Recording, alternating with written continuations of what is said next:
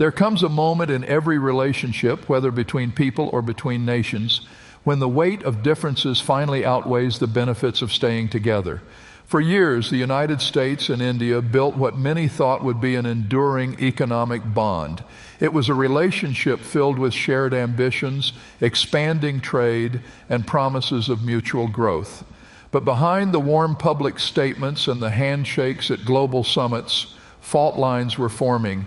Disagreements over tariffs, technology transfers, and strategic alignments began to grow. It was not one argument, not one deal gone wrong, but a slow accumulation of mistrust and competing priorities that eroded the foundation. We must remember that nations, like individuals, act in their own perceived self-interest. The breaking point was not a sudden betrayal, but the inevitable result of two countries moving in different directions. America's focus shifted toward its own domestic manufacturing revival and strengthening alliances with other partners. India, meanwhile, looked at its vast population, its growing energy needs, and its regional security challenges and decided that its future lay in diversifying, not deepening its dependence on Washington. And here's where the deeper lesson emerges. Partnerships are sustained not by good intentions alone, but by a consistent alignment of values, interests, and visions for the future. When that alignment is lost, the relationship drifts, first slowly, then all at once.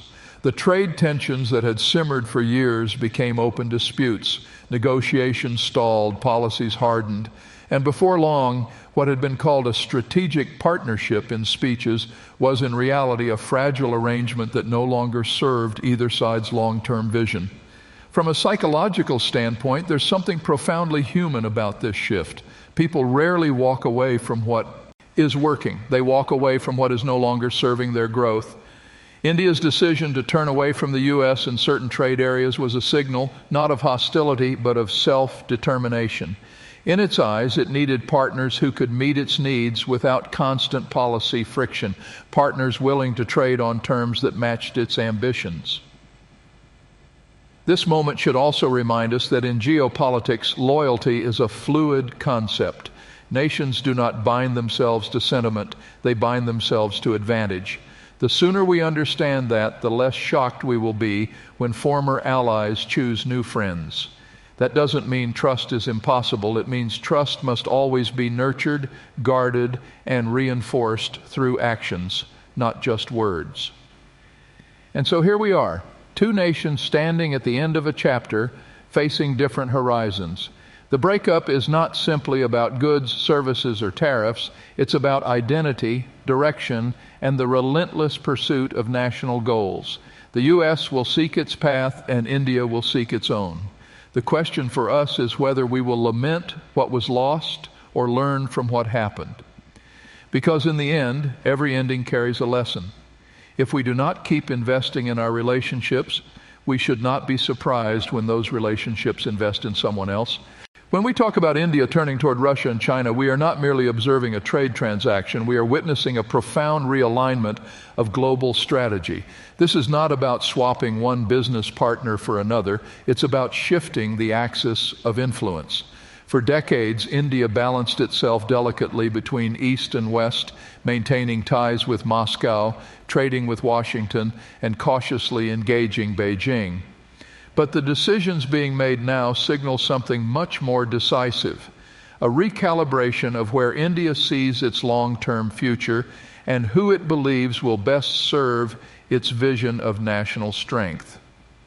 To understand why, we must first acknowledge the principle that governs all international relations. Nations act based on perceived benefit, not sentiment. While the U.S. India trade relationship promised much, the reality was often tangled in disputes over market access, defense technology, climate commitments, and digital sovereignty. India grew tired of negotiating from what it perceived as a position of disadvantage. Meanwhile, Russia offered energy at discounted rates, military hardware without excessive conditions, and a history of standing by India in critical moments. China, despite its complicated border tensions with India, commands the manufacturing capacity, supply chain infrastructure, and market potential that few other nations can match. From a philosophical perspective, this is the age-old question of pragmatism versus idealism. Idealism would say that shared democratic values should keep India and America aligned. Pragmatism says that when the cost of alignment outweighs the benefits, ideals take a back seat. For India, engaging with Russia and China is not about endorsing every aspect of their policies. It's about securing the resources, technology, and markets necessary to fuel its growth. But this shift also reveals something deeper, Abi. Out the human condition, we gravitate toward those who meet our needs in the moment. A friend who once provided support but now offers only criticism will slowly lose their place in our inner circle. Nations behave much the same way. As India assessed its strategic needs, energy security, defense independence, and economic acceleration, it found Russia and China presenting a clearer path to those goals, at least for now. This is not without risk. By stepping closer to Moscow and Beijing, India steps into a sphere that carries its own pressures and potential compromises. Yet it has calculated that the benefits outweigh the dangers. And that calculation tells us something essential. In the competitive arena of global politics, hesitation is a luxury few can afford. If a window of opportunity opens, a nation will step through it, even if it means leaving an old ally waiting outside. We can lament this, or we can understand it. And in understanding it, we can prepare ourselves for the reality that alliances are not built for eternity. They are built for seasons. When the season changes, the alliances often change with it. So the question for us is simple. Are we wise enough to see the shift for what it is, a signal that the global order is rewriting itself? And will we adapt, or will we be left behind wondering how the world moved without us? When a nation like India changes course, the world tends to look only at the headlines: trade deals canceled, new partnerships formed, diplomatic visits scheduled. But beneath those visible moves lies something far more profound: the quiet but deliberate re-engineering of a nation's identity in the global arena. This is not just about economics. It is about the deep psychological need for sovereignty, self-respect, and security in an increasingly volatile world. For decades, India has walked a tightrope, leveraging its relationship with the United States to access markets, technology, and capital, while also maintaining ties with Russia and managing a cautious rivalry with China. That balancing act allowed India to grow without becoming dependent on any single power. But the truth is, balance can be exhausting. It requires constant negotiation, continual compromise, and the patience to endure both criticism and praise from all sides. Eventually, the question emerges: how long can a nation serve multiple masters without sacrificing its own momentum? Philosophically, this is the moment when ideals collide with the reality of limited time and resources. A nation's strategic posture is much like a human being's priorities in life. You cannot run in every direction and expect to arrive anywhere meaningful. India's recent moves suggest that it is ready to focus its energies where it believes the returns will be most tangible. By deepening ties with Russia and China, India is attempting to secure the essentials: energy, defense capabilities, and access to emerging markets, without the strings that sometimes come with Western partnerships. From a psychological perspective, this is also about narrative control. India does not want to be cast as a junior partner in someone else's global strategy. It wants to write its own story with its own alliances on its own terms. And a league more closely with nations that share its resistance to external interference allows India to reinforce that self-image of independence. This is not so different from an individual who, after years of working under strict supervision, decides to start their own venture. Not because the previous arrangement was all bad, but because they want to call the shots.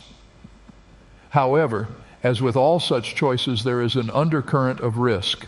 By moving toward Russia and China, India could find itself in situations where its principles are tested, where the price of partnership demands silence on issues it once spoke about openly. But in India's calculus, the benefits appear to outweigh those risks for now. What we are witnessing is a reminder that in the theater of global power, relationships are fluid, not fixed.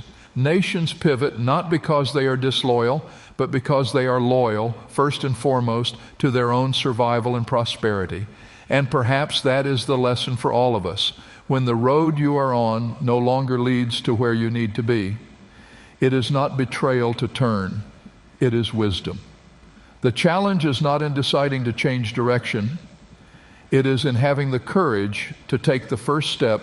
Shifts in global trade are never merely about numbers on a spreadsheet or signatures on an agreement. They are, at their core, about trust. Trust is the invisible currency that underpins every economic relationship. When India signals that it is willing to distance itself from the United States and lean more heavily toward Russia and China, it's not just making a financial calculation, it's making a statement about where it believes trust can be built, maintained, and rewarded. For years, U.S. India trade was portrayed as a rising tide lifting both nations. Washington saw India as a key democratic partner in Asia, a counterbalance to China's growing influence, and a vast consumer market for American goods and services. India, in turn, viewed the U.S. as a source of advanced technology, investment capital, and geopolitical leverage. But trust, like any relationship, requires reciprocity. When policy disagreements became frequent, when trade negotiations stalled, when sanctions and restrictions began to feel less like guardrails and more like barriers, the relationship began to strain. From India's perspective, there is a psychological limit to how long you can be told you are a strategic partner while feeling treated like a secondary player. It's the same principle in human relationships. Being appreciated in words means little if the actions don't match. At some point, you start looking for circles where your voice carries equal weight, where your contributions are not simply tolerated but actively sought out. Russia, despite its own economic struggles, has been a steady supplier of energy and defense technology to India for decades. That history carries with it a certain reliability, even in turbulent times. China, while still a geopolitical rival in many respects, represents a massive trade opportunity and a chance to participate more fully in the emerging Asia-led economic framework. In moving toward these nations, India isn't ignoring the risks. It is choosing to believe that the potential rewards justify the gamble. And yet, trust in the global marketplace is always provisional. Today's ally can be tomorrow's competitor.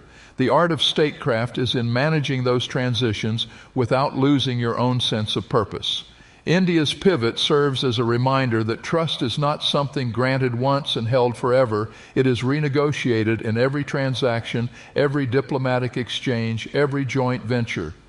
We should see this not as an emotional breakup, but as a pragmatic repositioning.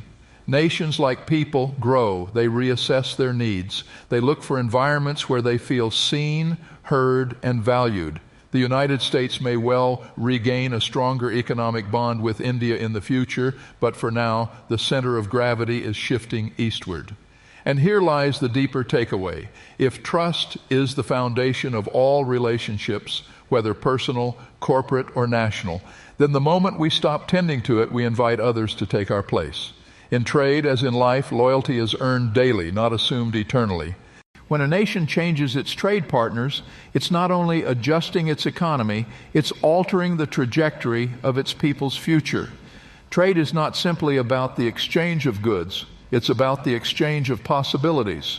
Every agreement signed, every alliance formed, shapes the kind of jobs that will exist tomorrow, the kinds of industries that will thrive, and the level of resilience a society can maintain in times of uncertainty.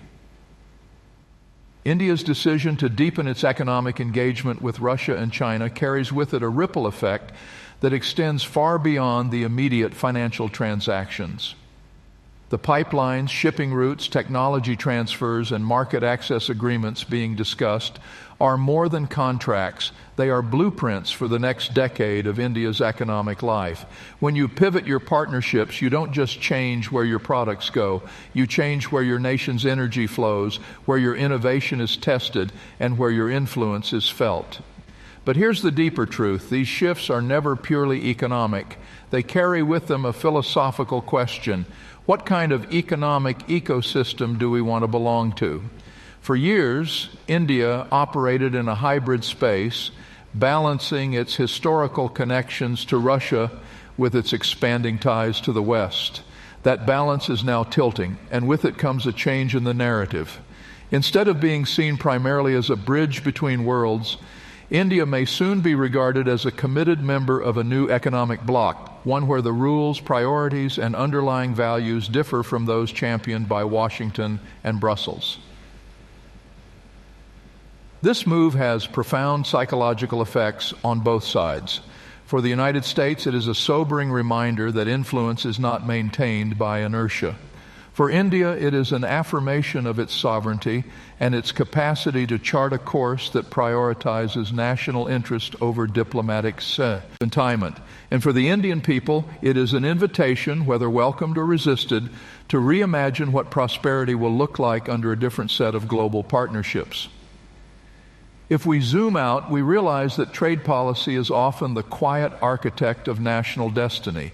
The choice to source critical technologies from one nation over another, to open ports to certain fleets while closing them to others, to rely on a particular currency for settlements, all these seemingly technical details carry weight.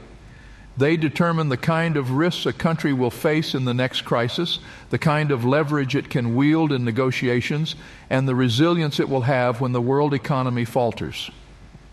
In the end, the core lesson is this: the future is built not in grand speeches or lofty visions alone, but in the everyday decisions of where we choose to invest, whom we choose to trust, and how we choose to align our resources. If a nation wants a strong tomorrow, it must recognize that every trade agreement is more than ink on paper. It's the planting of seeds that will grow into the realities of generations to come. The question is, are we planting for permanence or merely for the next season? Every shift in the global order is accompanied by a subtle, often overlooked transformation. The way nations perceive themselves and the way they are perceived by others. This is not merely about trade balances or export numbers. It's about identity, about how a country's story is told and who has the pen in their hand. When India turns toward Russia and China, it's not just rewriting its trade agreements, it's rewriting its place in the narrative of the world. The great paradox of international relationships is that they are both pragmatic and symbolic. Pragmatic in that they address immediate needs, energy, technology, markets. Symbolic in that they project an image to the world of what a nation values, where it seeks belonging, and which ideals it is willing to uphold. When India shifts away from a long-standing economic partner like the United States, it sends a signal not just to Washington, but to every capital in the world. We are charting a new course, and we are prepared to live with the consequences. But the consequences are not limited to diplomacy. They extend deep into the psychology of nations. For decades, India's engagement with the West shaped the aspirations of its people. The West was often seen as a reference point, its universities, its corporations, its technologies. Now, by aligning more closely with Russia and China, India is opening itself to a different set of influences, a different set of role models. These shifts matter because they shape the mindset of the next generation, what they consider innovative, what they consider powerful, and ultimately what they consider worth striving for.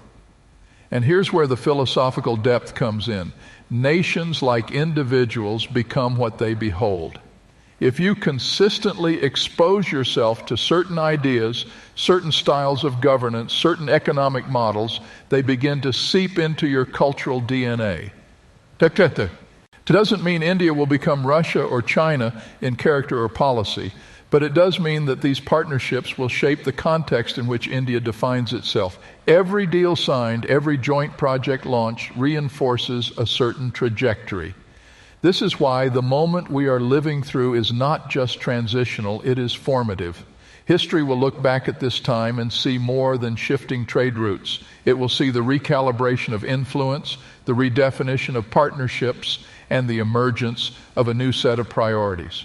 Whether that leads to greater independence and prosperity, or to new dependencies and vulnerabilities will depend on the wisdom with which these choices are made today.